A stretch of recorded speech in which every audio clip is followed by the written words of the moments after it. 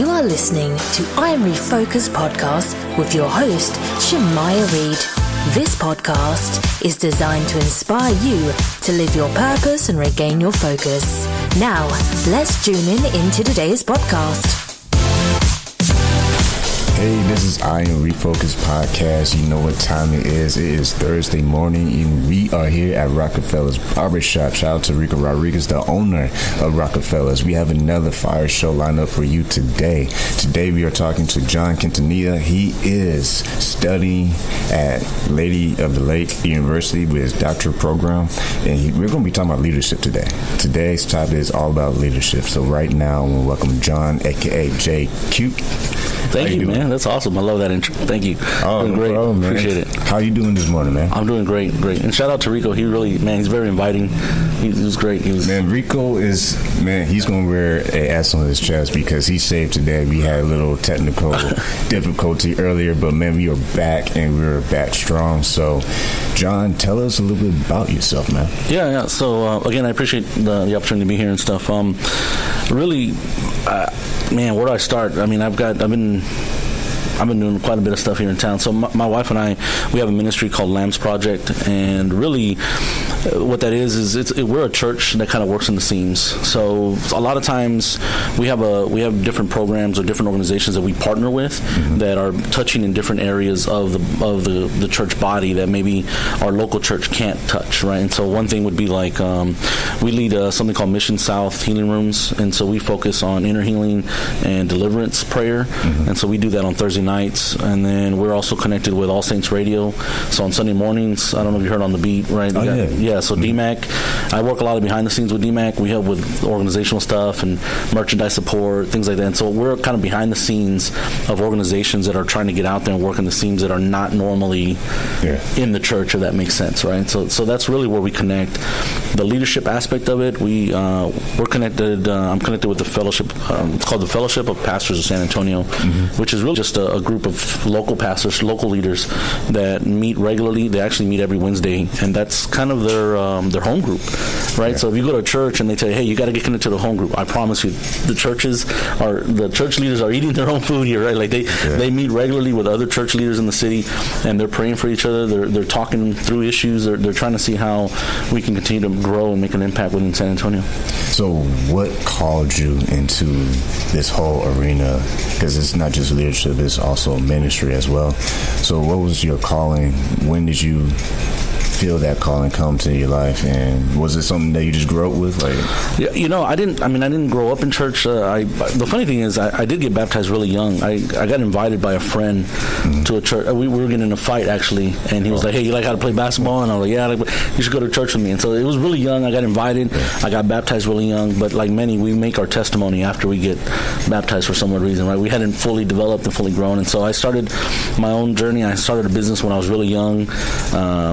I've worked in I kind of call myself a Renaissance man. I've worked in different areas of business and even with my hands, right? We do a lot of different stuff. So little by little, and then around 2006, I had a major car accident that really woke me up and really said, I've got to do something with my life here. And so I really felt like God got my attention at that point. And since 2006, I've been on this journey of just constant service, constant love, really just love for the Lord and just love for God and love for people, right?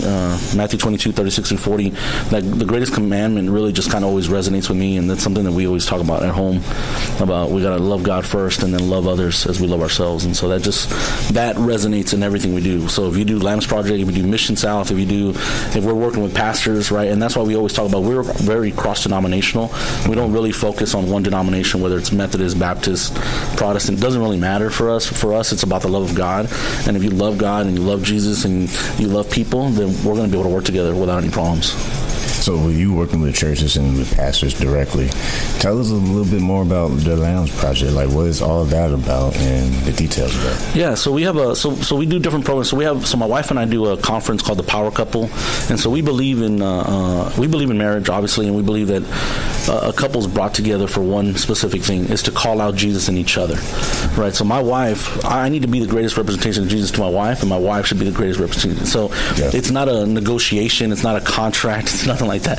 It's really a self-loving and a self-sacrificing to show Jesus in us to the other person, right? And so we have this thing called power couple, and so that elevates, and with the power couple, we focus on how the man is the leader of the house. We focus on how there needs to be an order of God, Jesus, man, woman. If you read in Corinthians, there's a very specific order that was brought out by Paul. And so we focus on that, and then we also focus on how, the church has to be in order also, right? Just as much as our own homes need to be in order, our church needs to be in order. So there's organization for the church that we should help, right? You've got your pastors, you got your administrators, and there's different gifts that should be focusing on building the church. And when that organization is not set up, it gets very difficult, and we see it all the time. And we see a lot of churches open doors and close doors every day. Yeah. I mean, it happens every day, right? I mean, you get a new church pop up and you get a new church close every single day. And so we try to focus on how can we build stronger churches? How can we, and it's really a balance. It's really a balance in two things. It's love and truth, right? It's word and spirit. A lot of times, some churches will focus strictly on word, and they're very good at that, but they lack introduction of the Spirit, of the Holy Spirit. And then on the other side, sometimes people are very big on the Holy Spirit, and they kind of lose touch on what the word is meant to be grounded on. And so we try to always focus on a balance for that. So it's getting back to the fundamentals. Exactly. And so we'll talk a little bit, authentic leadership. There's 4 aspects to authentic leadership, which talks about like a balanced approach, a self-awareness, and things like that. So yeah, it's about having that, getting back to the basics and having a balanced approach on what you're doing. So say I'm a pastor of a church and I hear about your program. What are the steps for me to come to you and set up an appointment and walk through what's going on? Yeah. So we have different ways. And, the easiest way is really send me an email first to kind of open up the conversation and kind of see what's going on. And so you can reach me at Juan_Q at Gmail. Juan_Q at gmail.com, or it's also lambsprojectsa@gmail.com. And so that's really where we start. Let's get an introduction. Let's get an email. We can kind of, from there, I can give out details. We can meet up. I love to meet the pastor, and really, and if they're married, we love to meet with the wife. My wife shows up. We believe in ministry together, because a lot of times, mothers should teach daughters, and fathers should teach sons, right? And so for me to meet with a pastor, so there's a lot to that. So yeah, my email address is one way. We have a website called lambsproject.org that also has a lot of good information where you can start from there. We have my wife and I have been developing a program called Born to Lead, and that's really based around and centered around my dissertation and the research that I'm doing between authentic leadership and the correlation with spiritual gifts. Right? So if you think about it, biblically, we have the spiritual gifts, and I mean, even people like Ken Blanchard have written a book called Lead Like Jesus, and so I've read a lot of these different Christian-based books, and they all talk about, leadership and leadership aspects, but the funny thing is a lot of times they fail to pull out what these statistics show.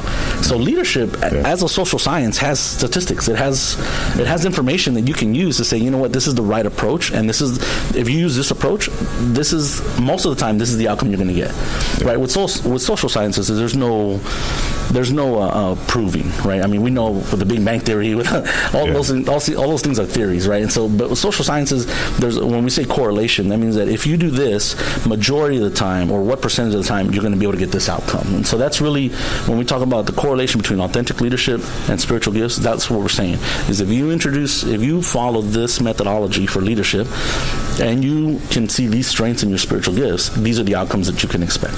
And two, leadership it goes beyond the pastor and the church. Absolutely. It also hits the individual. Absolutely. And you as an individual studying leadership, what are the traits of a good leader?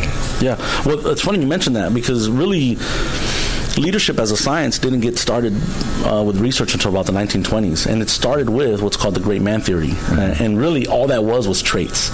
So people took people like George Washington, Abe Lincoln, like they started taking influential men, or really I just say men because nobody really even looked at women at that time, but they took influential men and they started to say, well, what are the traits that they portray? And so they came up with this list of like 100 and something traits, right? And they said, okay, if you have these traits, then you're a leader. And I said, well, hold on a second, because as the research went on, we found out that it's not just traits. I mean, there's actual behaviors, and really the main thing so leadership as a whole, if you define leadership, it's really the influence. Leadership is about influence. Can I influence a large group of people to achieve a goal? Yes. That's what leadership is, right? It's not, and so so sometimes we end up mixing management and leadership, right? Because you can manage tasks, but you got to lead people, right? If you manage people, that's usually where you start to see troubles happening, right? Because people don't want to be managed, right? People want to be led. Yeah. So if you go in there saying, hey, you this and that, and if you don't use the right behaviors with people or the right communication style, that's usually when you start to struggle. And we see it in churches all the time. I mean, we see it all the time. We love people that are willing to serve, and they come in gung-ho and excited, and I'm ready to go. What can I do, Pastor? What can I do next? And a lot of times, pastors do not have the organizational structure in place to really help the next person grow. Yeah. Right? They take on a lot, and I feel real bad. I mean, I not feel bad, but I mean, I have a lot of empathy for our pastors because they take on a lot. Not only from I've got to build, I've got to worry about the building itself. I've got to also pastor my people. Right? I got to be a shepherd. I got to be a good shepherd. I got to hear all their problems. I got to show up when somebody passes away. Meaning they take on so much that it's only natural that areas that need focus are going to lack. And until you actually establish that, it's going to struggle. And let me just mention, a lot of times people think that I'm talking about that you got to pay people to be put in leadership positions to handle that next level, right? And what I'm saying is, if that's not where your congregation is at, if your congregation is not set up to financially support those leadership positions, that just means that we got to trust God to bring us people that we can put in those positions so they can develop, right? And that's the key word, develop. Key word is develop, and the key phrase is trust God, right? A lot of times, and again, I can sometimes be very controversial when I talk about this, because I'll be honest with you, I'm not here to build a four-wall church, right? God's going to provide. God specifically said, like, if I call you to something, I'm going to provide. So if that's the case, then I'm sorry, Pastor, you don't got to ask me to help you pay the mortgage. You don't got to ask me to help you fix the AC, right? Like, I mean, if God has said, you are the pastor of this congregation, I have put you here, He's going to provide everything. Right now, I believe in giving. I don't want anybody to get this incorrect. I believe in giving. My wife and I tithe. We give because it's out of our own heart, right? It's we want to give because that's also a demonstration of me as a Christian. But somebody who comes in new to a church, if they got to hear, hey, we need help with the AC. I mean, I'm not even a Christian. I'm not even a member yet, and you're already telling me I gotta help fix the AC in here? Like, it's my first time here, right? So there's those kind of things, those kind of conversations. It's a matter of finding the right balance of when to have those conversations, of how to have those conversations, right? If I've committed to be a leader at a church, then you know what? Yes, as a Christian, that means I've committed finances, I've committed time, I'm saying I'm here to build this church body, and so whatever that takes. Right, but again, there's a delicate balance that again, I have empathy for pastors because they try to balance this out, and it's hard sometimes. And two, leaders, they tend to they lead the way cutting through the noise. Because reactive. If you're not, it's almost like everyone's just kind of static and blends in. As far as a person who is a part of a church. Because I believe whether you're part of church, if you're not a part of church, you still need to be part of the community. Fellowship is enormous. Exactly. We cannot navigate through this world without fellowship. Exactly. You just can't. Okay, so again, I don't want to get anybody to, this guy's saying don't go to church. I'm not saying that.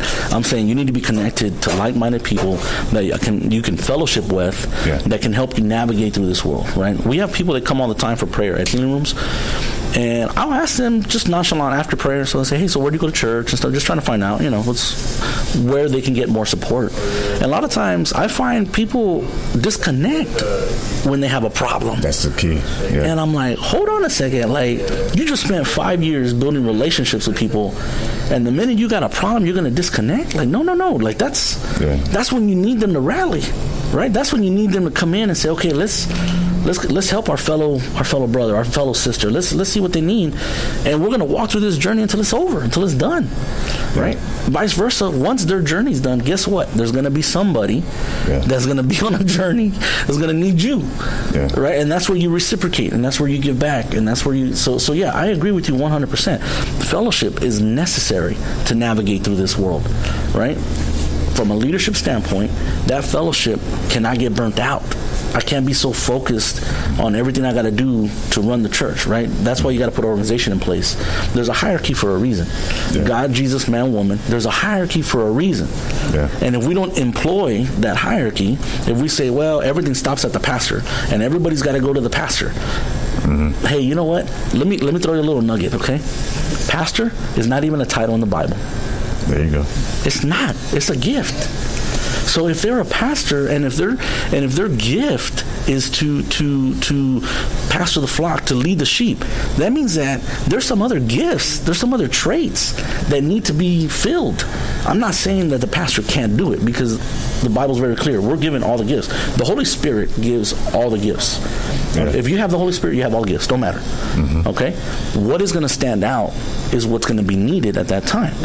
One person, there's no way one person can fulfill 19 spiritual gifts, or 22 for that matter, right? Depends what you want to say. If you want to say 22 because you've got speaking in tongues and interpret, I don't know, there's even controversy on that, right? But let's just stick to 19. And I stick to 19 so there's something called the spiritual gifts inventory. In the 70s, Roy Naden and Cruz put together the spiritual gifts inventory. And so they broke it down to 19 spiritual gifts that you can find like in Romans 12, 1 Corinthians 12, and then I call the big five in Ephesians 4, right? The big five of teaching, apostleship, pastoral, evangelism, and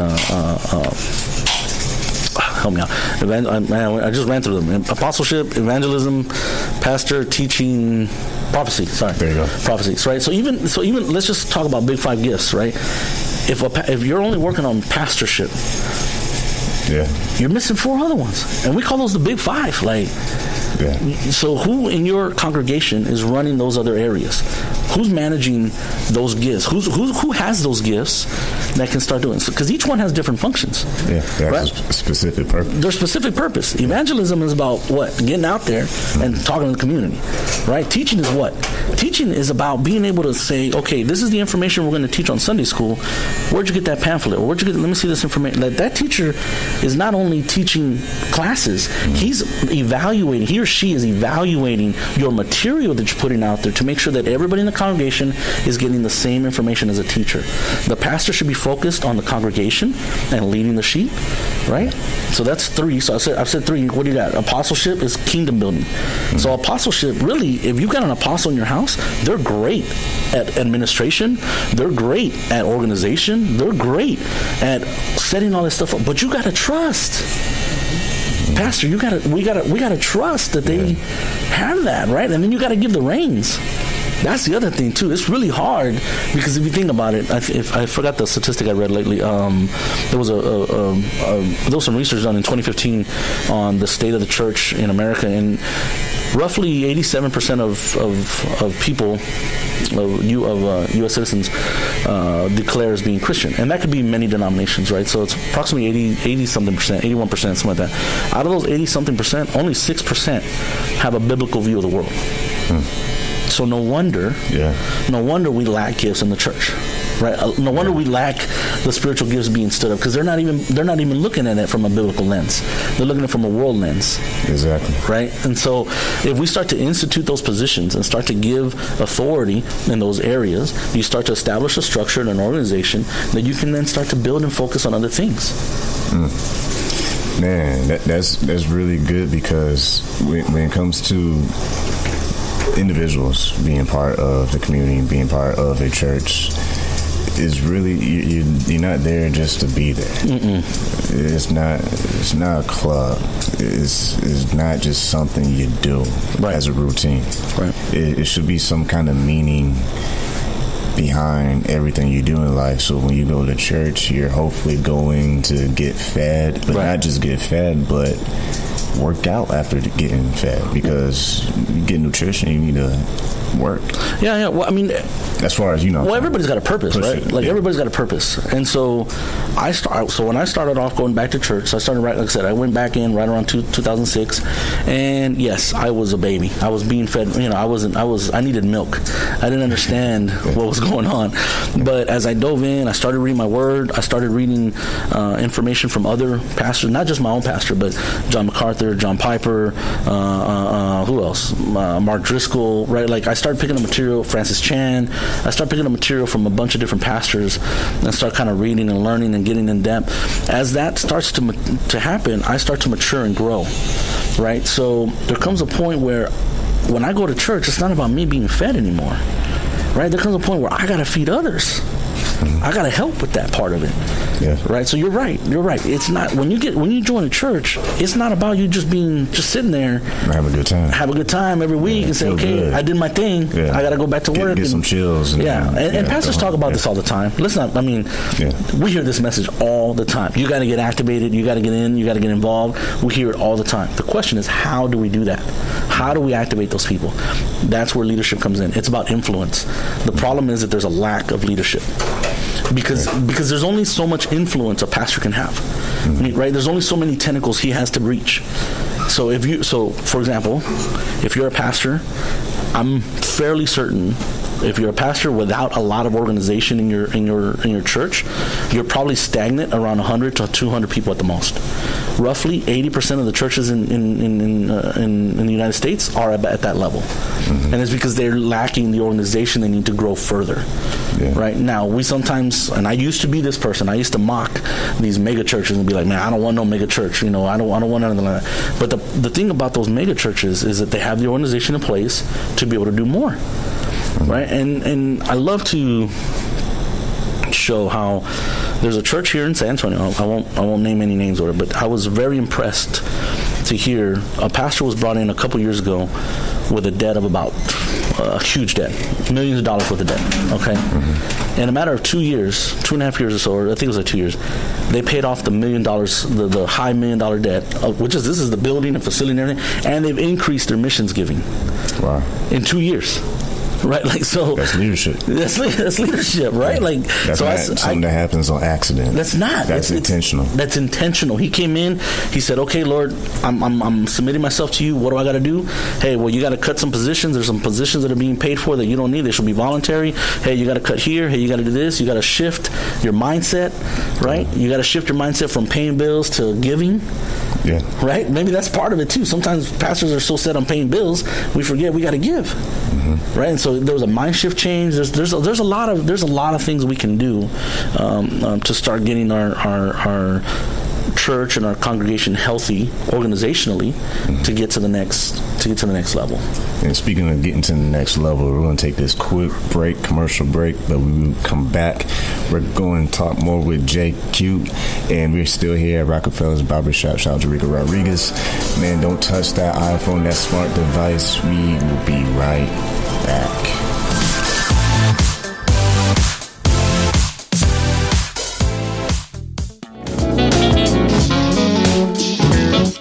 To Rockefeller's Barbershop. This is the day that the Lord has made, and I will be blessed and be glad in Him. Today I want to introduce myself. My name is Rico Rodriguez at Rockefeller's Barbershop here in San Antonio, Texas, 1733 Babcock Road. My phone number is 210-782-5188. And again, we do walk-ins on Sundays. You are listening to I Am Refocused podcast on iHeartRadio. God bless you. Have a wonderful day.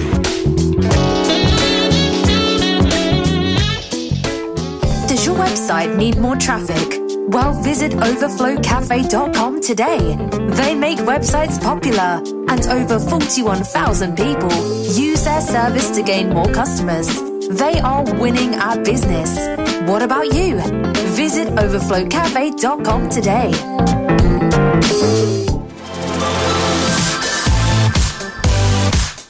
This is I'm Refocused Podcast. We are still talking to John Quintanilla, and we are still here at Rockefeller's Barbershop. Shout out to Rico Rodriguez, the owner, the original G of Rockefeller's Barbershop. So if you need a haircut, San Antonio, make sure you come down here quick, fast, and hurry. Do the speed limit.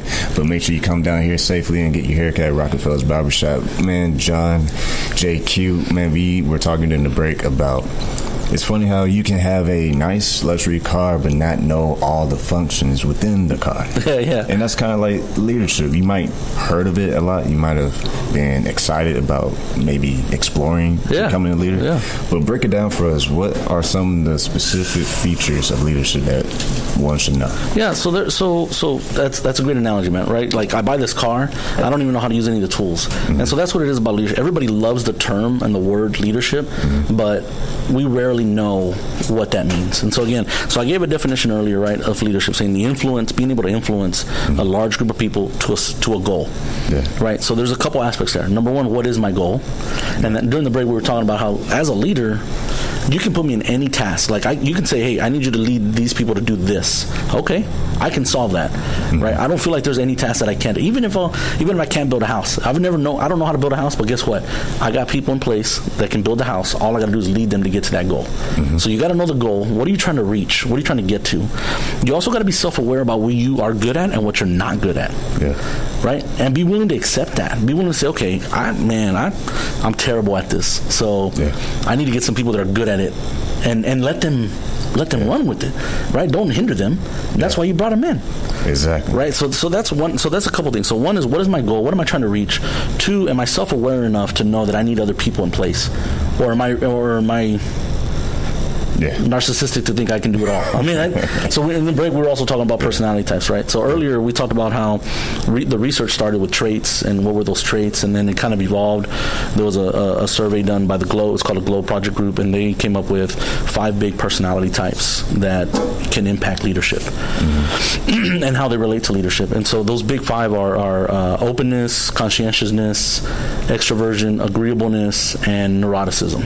And so you can pick up online any personality survey, and try to fill out, and they're all going to have those big 5. You can look for the big 5. The acronym's called OCEAN, right? So you can look it up, and then at the end of the day, when you fill out that form and figure out what your personality type is, if your highest personality type is conscientiousness or agreeableness, I'm going to tell you what, you're probably doing well in your leadership aspect, right? You're probably able to influence people pretty well, because followers tend to do well or perform better when they have a leader that has that personality type. Yeah. However, if you score in neuroticism, it has the opposite effect.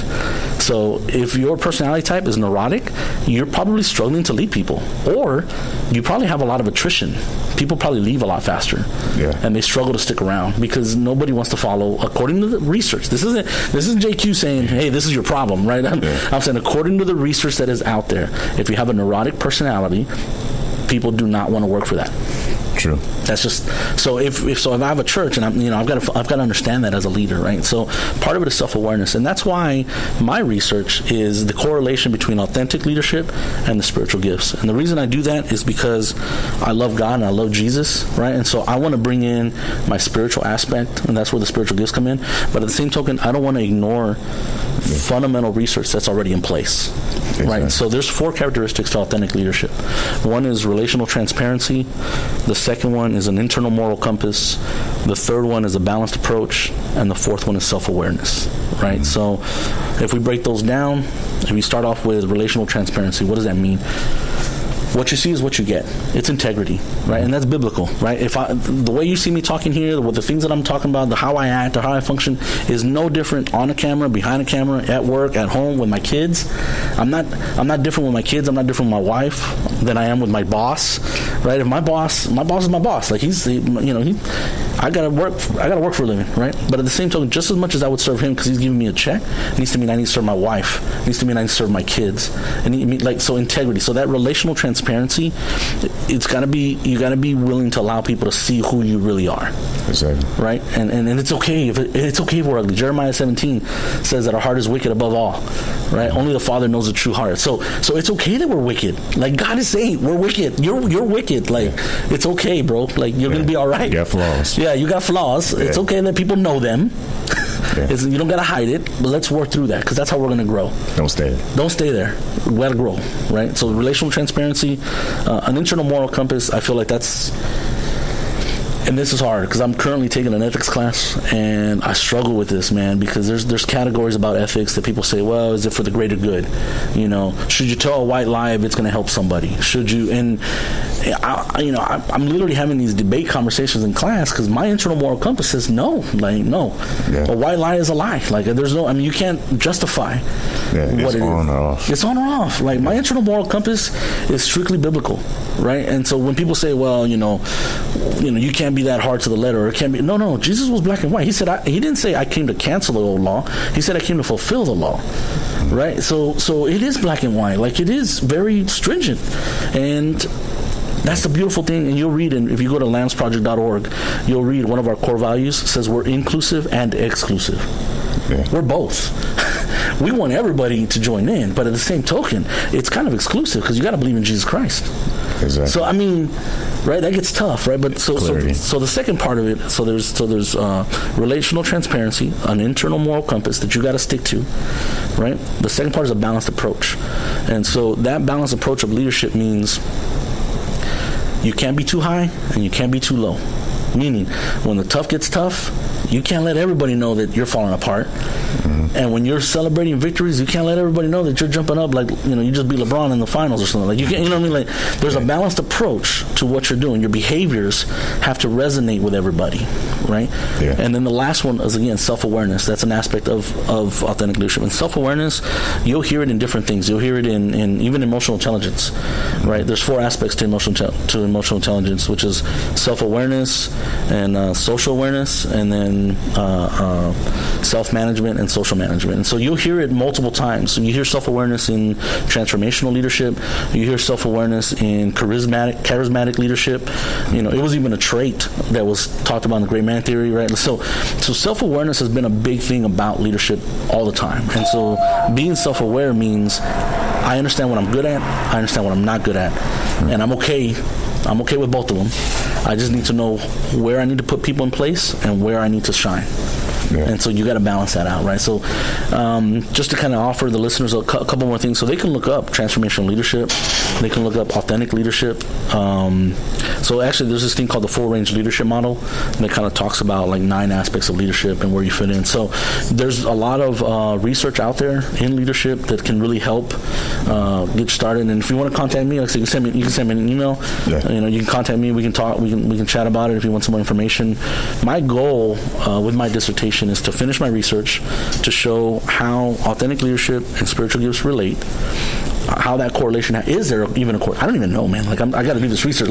So I don't even know if there is a correlation, right? Like I still got to do all that. But once all that's done, it's my passion to work with pastors and work with leaders, ministers, bishops, priests. It doesn't matter. We're cross-denominational. I don't care where that's at. My goal is that if you're here to serve and you're wanting to serve people and serve your communities and stuff like that, then I want to help. Like I want to help you establish a good organization that can help you do that, right? And what comes to mind is what we talked about in the first half and right now. The key word that comes to me is go. Go. Like, just go. Like, wherever your point A is, where you start, and wherever your goal is in point B, go. But have a goal. Yeah, exactly. But have a goal before you have the goal. Right, but have a goal, right? Like, what am I trying to get at? What am I trying to build? Yeah. What am I? A lot of times, like I said, we see some churches that they get started, they get into a routine, and they kind of stick there, and they say, okay, yeah, this is exactly what we wanted. We're working every week, we're doing our thing, and there's no more growth in that. And they're okay with 100, 200 people, and that's fine. And if that's where you're at and you're okay with that, then that's okay. That's not a problem. But I know I've met a lot of people that want to go further, want to do more, and I know that the Lord doesn't put in our heart for anything small. Like, right? We're called to do all things in excellence, and if we're going to represent God, God's not small to me, so. Yeah. So it's not. So we shouldn't keep him small, right? Like we should be shining from the rooftops who he is and what he's got and share all that. I mean, if you think about it in this way, you working at your day job or you own your own business. The level you meet with your intentional action is the level of the results. Absolutely. Because if you're, like you said, if you're comfortable with that level, that's fine. But if you want something greater than that, it's going to cause something greater to come out of you, which is your effort. Yeah. And like we said earlier, being real with yourself. That's right. Because until you're real with yourself, you're going to be like the guy that says, I don't smell funny, but you didn't take a shower. Yeah, exactly. And that's a funny analogy, but it's true, because as you're growing as a person, because leadership is about you growing from the inside out, not from the outside in. Yeah. Because there's some things inside of you that hasn't come to its full potential, but until you have that right leadership guidance, you will always be in that bubble. That's a constant debate too, though, right? Some people say, well, is leadership innate or is it taught? Right? That's always a debate. Some people say, oh, they were born to be leaders. Like, well, were they? Or can we teach them to be leaders? There you go. Right? And what I'm saying is, with all the information that's out there, if you're self-aware, if you really want to grow and you really want to develop, and this is not just about church. This is, to your point, if I'm in the office, I'm at work, and I'm like, man, like, I've been here, I don't know, a year, 5 years, 10 years, and I cannot seem to move up. I cannot seem to gain the influence that I need to get to going. There's some self-awareness. You got to do some self-checking and be willing to make some adjustments to get there, right? I mean, I had to go through it, even in my own corporate job, right? So I was so focused and so busy with things going outside. I was so focused with our ministry that I had to sit down with my boss and say, hey, man, like, I feel like I do quite a bit. Like, why haven't I gotten promoted, or what? Like, what am I missing? And he was able to have those candid conversations, right? He said, hey, listen, like, you got to show me you're committed here. Like, you got to show me you know the information. Like, so he gave me some very direct points that I can go and attack, and I had to demonstrate them. Yeah. Right. And so it made me cut back a little bit on ministry work. It made me cut back on some things because why? Because I got to provide for my family. So I've got to make sure this is right, and I got to get there. Right. So there's a balance, and that was that balanced approach that I was missing. I was doing too much of one and not enough of the other. Right. And so I was willing to accept the feedback. I was willing to hear it and be like, okay, I need to make some adjustments. Take it to prayer every time. Take it to prayer. If I can give you any, and I'm giving some advice, right? But anytime anybody gives you any advice or any feedback or anything like that, take it to prayer. The Lord will confirm, or the Lord will say, leave that alone. That's not for you. Exactly. Right. Like, so take it to prayer. Like, don't let anybody. Yeah. Speak over you too soon. Yeah. Like, you got to be careful. You might want a second opinion on that. Yeah. But that's true, because like back and forth with the church and the individual, because what we talked about earlier about the person going into church. Yeah. Say they don't know anything about church. They don't want to hear the pastor saying, y'all need to help pay this light bill and AC ain't working, so y'all need to cut an extra check. No one wants to hear that. They really want a tool that they can put in their toolbox. Yeah. So when they go on the job, they know how they can combat certain things, certain life issues, or they go back to the house. They want to know, what am I learning at church that I can apply at the house? That's right. Or if they're just going through life, they want to, what can I learn from that message that I can apply and not just better myself, but like you were saying earlier, someone else who needs that leadership. Yeah. You are now in position to help lead that person. That's right. Not forcefully. But just through life experience. Influence. Right? I mean, my influence reaches far, man. Why? Because I take any opportunity to speak to anybody, and I understand I have a chance of influence. Yeah. It may not be huge, it may be small, but even my buddy Rico here was saying, hey, we plant seeds. That's all we do. Like, whether it be a small seed or be a large seed, I don't know. But to be authentic with people and to know, like, hey, listen, like, I just love you as a person. Like, if there's something I can do genuinely, I'm going to do it. I don't got a problem with that. Right, but I also wanted to kind of touch a little bit. You were talking about how, when people go to church and they kind of want to hear, and pastors sharing about, paying for this and paying for that and all that stuff.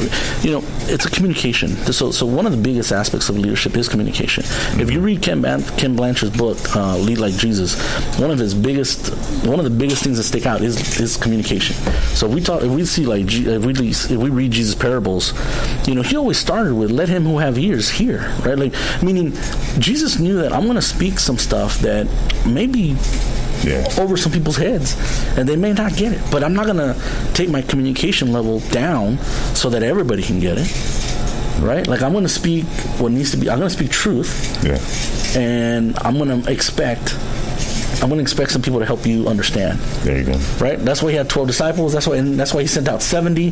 That's why he said, like, meaning he knew he set the bar on what the communication needed to be and what the information needed to be. And he said, I'm going to now enable others to help you understand it, because I don't have time to do each and every single person. Exactly. Right? So that's the concept, right? Is set the standard, set the bar, and trust that others will give that. Will they always get it right? No. Look at Thomas. Right? Like, there's a lot of people. Look at Doubting Thomas. Look at, I mean, there's people, every single one, really. Every single one had a flaw. Right? I mean, look at Peter. David. David. I mean, David was, I'm talking just New Testament, but even in the New Testament, right, you even had John who had his own.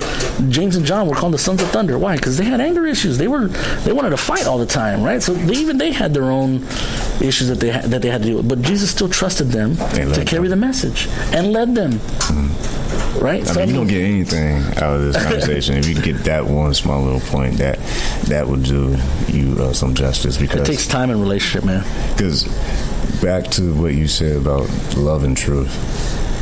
Because we're talking about leadership in church. We're talking about people, everyday life, job, business, the everyday grind, trying to pay the bill, trying to dream big, because, we have all this material, whether it's internet, whether it's radio, whether it's podcast, whether it's a magazine. We have all this stuff that we can digest, and if we're not careful with our goals as far as exactly what we want to do in life, right, you can be spread thin.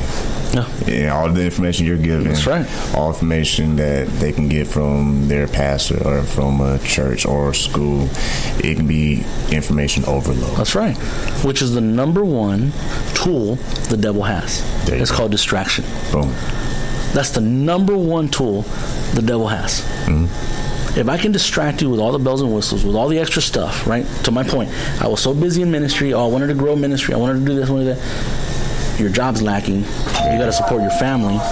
If I don't check myself and say, hold on a second, something's off here, mm-hmm. and listen to the Lord, listen to the unction, the conviction, and say, hold on, let me talk to my boss, see what's going on. He told me, you're spending too much time out there. You got to spend time in here. Mm-hmm. If I take that the wrong way and I step back and I say, oh, no, you know what, you don't know, you don't get it, this and that, guess what? I'm going to go start a church, and it wasn't even time to start a church yet. Mm-hmm. Right? Keyword, wasn't time. That's what I'm saying. Being right. That's subtle. I try to throw a little subtle thing in there, okay? Not every pastor that has a church is meant to have a church right then and there. Mm-hmm. Every pastor is called to be the priesthood of his home. Every pastor, because that's every man. Every man is called to be the priesthood of his home. But not every man has been told, be a pastor and lead a church. I'm sorry. That's the truth. Right? I said there's a balance between love and truth. And I'm going to take this stretch, because just to break it down for everybody who listens to this podcast, not everybody's supposed to be a basketball player. Thank you. I wish I could be LeBron James, but that's not going to happen. I think what you're getting towards is stay in your lane. And it's not just like stay in your lane, but it's like until, like, let's really break it down. Because if you have a relationship with God, then he's like a one-on-one coach. That's right. You don't have to go with your pastor to get advice. You don't have to. I mean, it's helpful. Yes. With that whole point that we're talking about getting a second opinion, if God's the leader, then you need to spend some time with him as well. That's right. That personal time is key time. That's right. I'll give you a little nugget. A few years ago, I've had a couple pastors approach me, right, and say, hey, man, you're ready. Like, you got people following you. You're teaching. The Holy Spirit's on you. Like, you're ready to start a church. Like, I'll help you. We'll sponsor you with our denomination, or we'll sponsor you. I said, Pastor, I really appreciate that. Thank you. Let me go and take that to prayer. Took it to prayer. God didn't answer right away, but he didn't answer because the answer was no. He answered. He said, no, you're not there yet. Like, there's still some grooming. So my personal side felt really like, man, like, I can run a church. Like, I can do this. Like, trust me, I just gave you all the statistics. I can do this. The energy now. Yeah. But my spirit, man, like, the Holy Spirit in me is like, time out. Hold on. Like, that's not what I got. That's not what I have planned for you. And you're going to get distracted.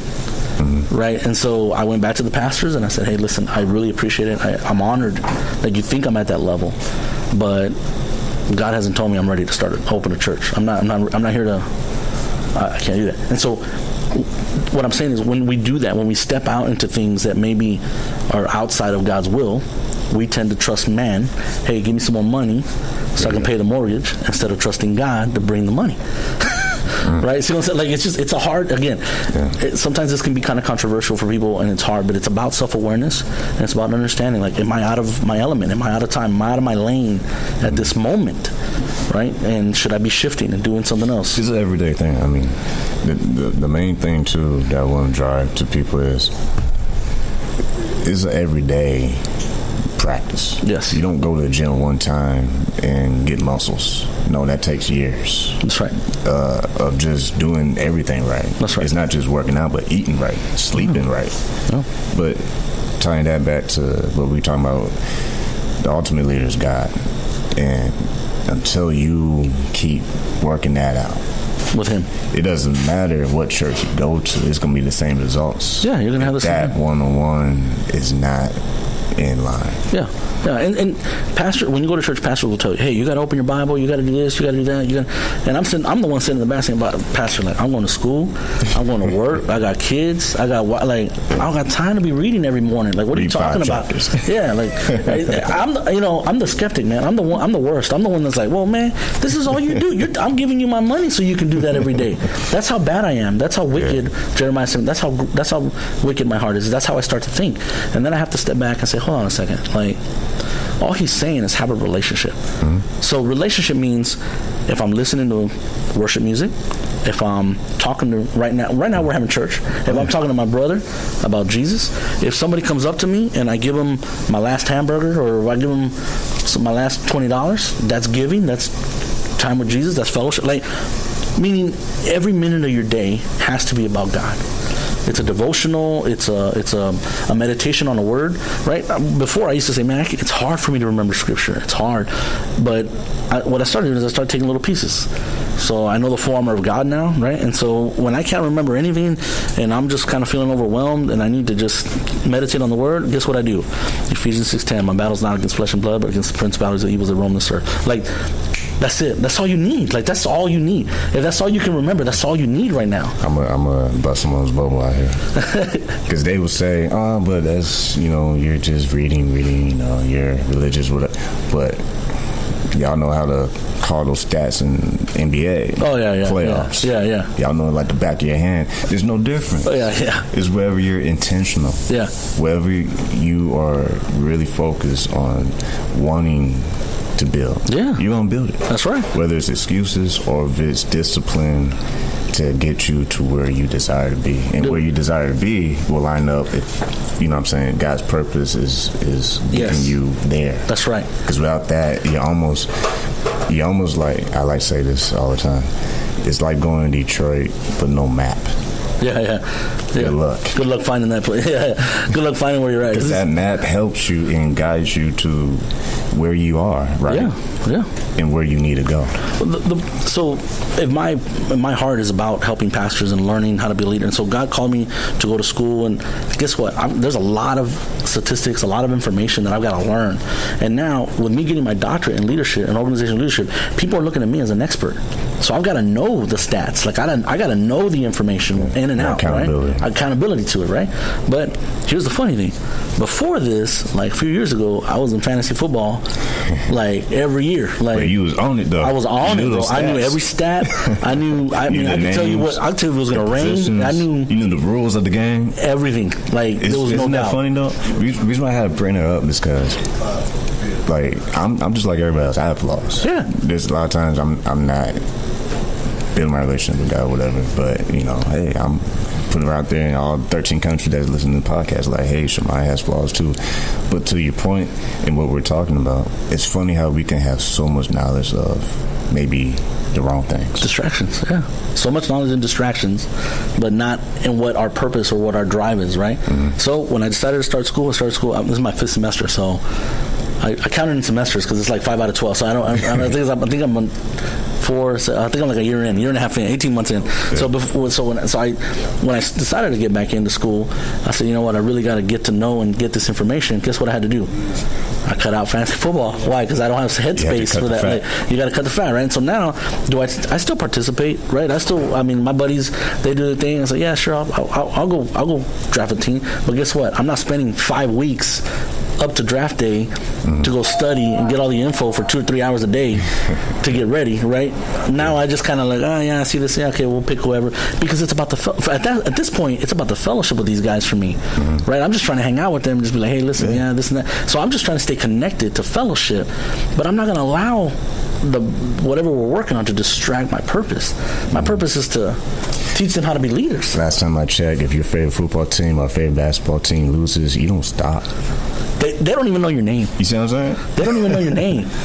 How many times people get so upset when Dak throws an interception? They can't hear you. Dak doesn't even know your name. Like, he don't even know who you are. So I had to take that in. But there's a good contrast with that, because God does know. God does.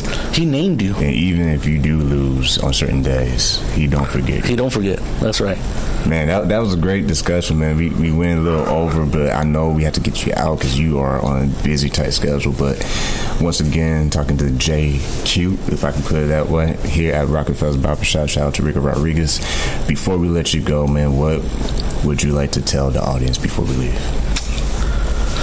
I would just like to say that men were born to lead, and at times we've given away our spiritual authority just for whatever it may be, society, or we've been beat up too many times. And so what I would say is get back on track with that, get your house in order, and don't be afraid to lead. Learn how to lead. Get a mentor and learn how to lead. That's good. And with that, like we always say every single week, keep God first, stay focused, and peace.